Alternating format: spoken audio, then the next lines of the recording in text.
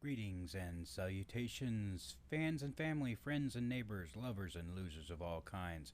I'm Admiral Oliver Franklin Doom, and I would like to welcome you to Just an Observation. For today's Just an Observation, I want to focus on a really unique sort of radio show. Now, most radio shows of the era would start on radio and work their way to TV. This one, called Have Gun Will Travel, actually started on television, and CBS decided to back it off and back into radio.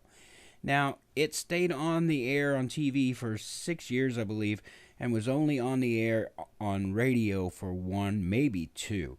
So there was a big gap. Also, keep in mind that the scripts that they used for Have Gun Will Travel, the radio show, were actually the TV scripts. So we will get to that in just a minute.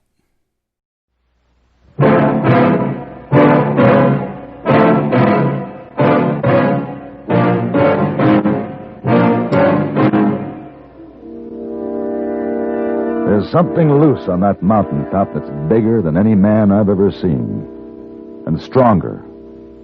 Before I leave, I intend to find out what it is.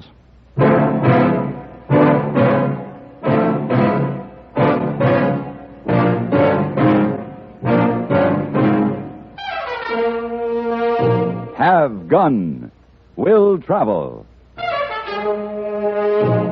Starring Mr. John Dehner as Paladin.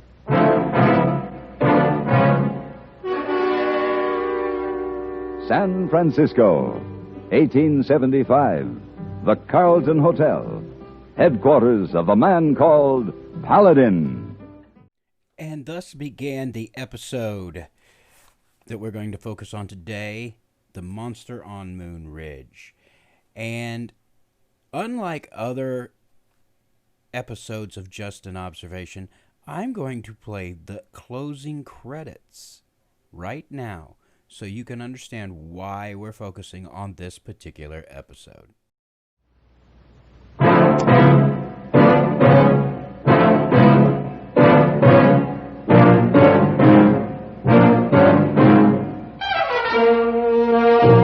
Have Gun Will Travel.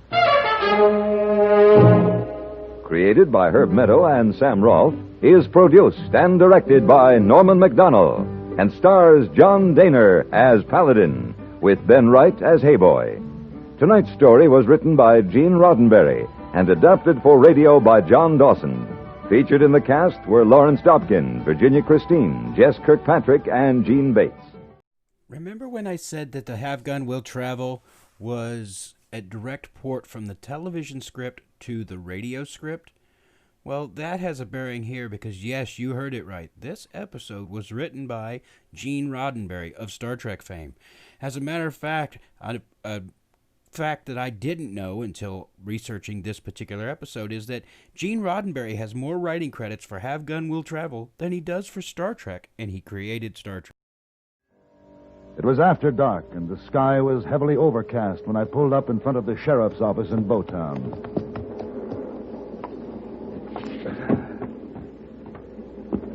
Hold it right there. What? I'm looking for the sheriff. That's me.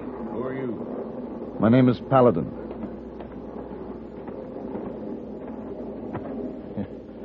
Riding in at night with a black horse and black trail clothes. I'm surprised you didn't get your head shot off. Well, do you have to hold that gun on me? Come on in.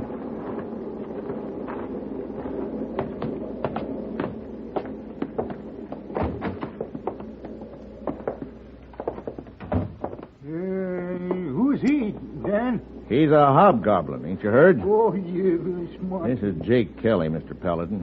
He carries silver bullets in his gun. Really? Claims something grabbed him on top of Moon Ridge one night. Oh, sit down and I'll pour you some coffee. Thanks. Where are you from, Mr. Paladin? San Francisco. Oh, that's a long way. Are you the fellow Vito said he was in for? About Emily? He wants to know what's bothering her. I'm going to try to find out. Well, I'll tell you what's wrong with Emily. She's hexed, that's what. And And you'd know I'm talking true, Dan, if you'd ever ride up there and see her yourself. Sheriff's got to stay around town. Now, you know that. Oh, you ain't set foot out since the time your posse got scattered. That was a little accident. Few horses run away and folks build it into something big. There ain't nothing up there. Oh, Miss Paladin, I was as far from it as I am from you. I seen it. You're half man, half bear. Yeah, and footprints this long. A human at one end, claws at the other. Well, I guess I'll have to see them, too. Boy, you don't believe me. All right. When you get to that Bella place, you ask Emily Bella what carried her off, Yeah, but no, don't ask Dan here. No, yeah, he's sheriff. And if he admitted there was something up there, he'd have to go on out after it. Get out of here, Jake. Now go on. Yeah. Crazy old coot. Sheriff, is there anything valuable up there? Minerals, grazing lands, any reason for someone to scare people away? No. Formation ain't right for gold nor silver. Indians didn't want it. Said it was full of spirits. You know, a short time ago, I was feeling superior to a Chinese friend of mine when he sprinkled dust on my coat. I forgot that he came by his superstitions honestly, that he learned them from the cradle. I can't find the same excuse for you, Sheriff. Oh, I ain't superstitious. Why the mistletoe above your door? Oh, that. Forgot it from Christmas, I guess. There's an old belief that it wards off evil spirits. I am going to say that there is a lot that I'm going to leave out of this episode only because I want to focus on some of the writing of this one. Now, I will have a follow-up. I will make sure that this gets into the follow-up so that you can hear the entire episode from beginning to end. But we're going to skip from where he went to the sheriff to the end of the episode, or towards the end where he figures out what's going on. So keep in mind, there is a lot more to this episode than what I'm sharing here. It was a steep trail, but a worthwhile one to follow because at the end of it, there was a meadow brilliant in the high sunlight, and there was a house with a fireplace and smoke coming from a chimney. Not very mysterious at all. Hey, someone living up here. Very comfortably, I'd say. Hey, Paladin, look there, across the meadow. Emily, my Emily. Wait. No, wait for what? She may be hurt. Does she sound like she's in trouble, Bella? Look, there's a boy with her. Ah. Do you recognize him? Maybe. It could be Maria's boy. The one I told you who was afflicted like Emily? Yes, the mother and son, the ones they ran out of town. I think it's time that we visit her, huh? There's no need. Maria? Yes, I watched you two climb the trail up there. You have no respect for witches. But I have a great deal of respect for a clever woman.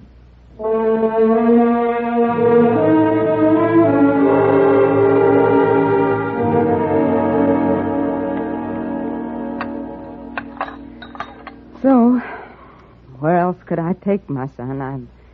I had no money. I had to find a place where people wouldn't ridicule him. Mr. Bella suffered from the same things. Yes, and once we were old friends, Maria. You should have had faith in me. Well, I should have sent her away the first time she wandered up here, but it's just so good to see children happy together. The soil is good up here? Better than below. More sun and more water. Why talk of it? Why not? Because there's always a man somewhere who won't scare off, like this one. I'm sorry. Materialize an apparition on a broomstick in front of him, and he'll ask it to sweep the floor. The monster footprints I made, half mine, half a bear's, they meant nothing. I've run out of tricks. I've moved before. We can do it again. Why move? See, why move, huh? If I lived here, there would be no man-bear track, no cave to put foolish men in and then release him to run frightened, shouting foolish things. I think since I am a man, there would be a gun in my hand, and friends would be welcome, others would not. If a man has something to say, he comes right out and says it.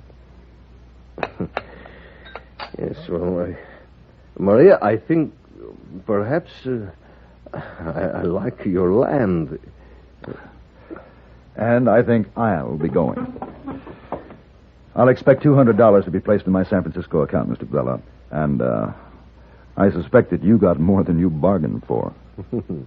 But you will get what you bargained for, Mr. Paladin, 500.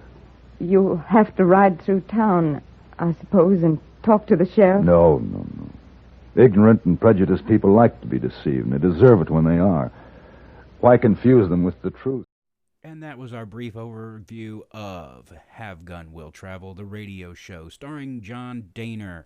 John Dehner went on to have a wonderful career. He starred in many radio programs and even was the lead in some of them, and we will cover those later.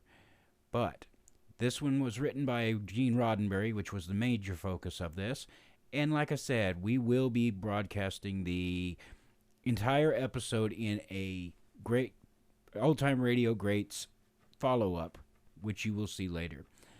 Thank you for watching Just an Observation, and I am your host, Admiral Oliver Franklin Doom, and I'm hoping that you all remember to live life as if awesome is a downgrade. Thank you.